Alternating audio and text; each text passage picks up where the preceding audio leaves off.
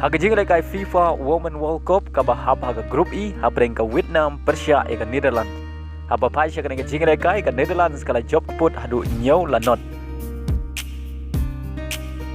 Haga nge jingle kai ka Netherlands kala yo ban tep hadu san goal tang haga kela step bat ar goal haga kela mit. Bat leng bang nge jing job ka Netherlands ka don kli du jong ka mi ye ken point bat yo rong sya ka round of 16. Haga waipat ka jingle kai ka ba hab haga Group D habreng ka Haiti, Persia eka Denmark. Haba pai sya ka jingle kai ka Denmark kala yo bat pen ki jar tang haga minute ka basau Henry leng bang jingle rap jong ka VAR la syam bang dei ka offside. Bat dei haga minute ka ba ar peway leng bang ka penalty balakan jat da ka harder ka brei ka thele kai na ka club Bayern Munich ka Denmark kala yo ban tap eka gol ka banengkong haga ni ka jingle kai. Bat hadu bukut ka kela step ka Denmark ka tam dai way lanon. Pada haga kelamit haswaban kod artat ka jingle kai kata ka minit ka bakandai peu plus shipeu ka Denmark kalayo betep ya gol ka ba ar lengba ka sane.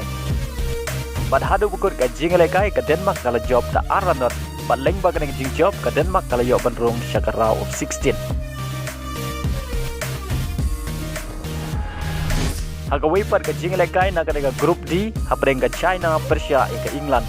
Bad haga ni jingle kai ka England kalala bat penlim put ya ke China hadu nriu lagawai. Haga baka England kala yo ban siap lai gol tang haga kela step bat lai gol haga kela mid.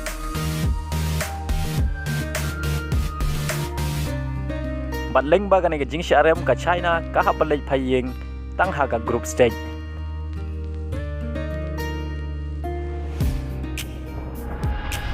Haga wipat ka jingle kai ka bahab haga Group E habreng ka USA ka brei ka ladu haga World Cup balade Persia ka Portugal. Bat kane ka jingle kai ka bedon kamha nagamenta ka Portugal bakan job kenang bakan yorong syaka round of 16. Haga ne ka jingle kai ki don hadu sau peulai hajar duna ki pai bah ki bawan bansaki ya kane ka jingle kai.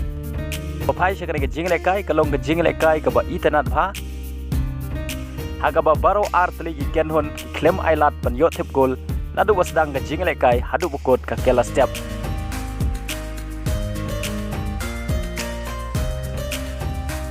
Bat kum juro haga kela min omdon gibala ban tip gol na baro artli iken hon.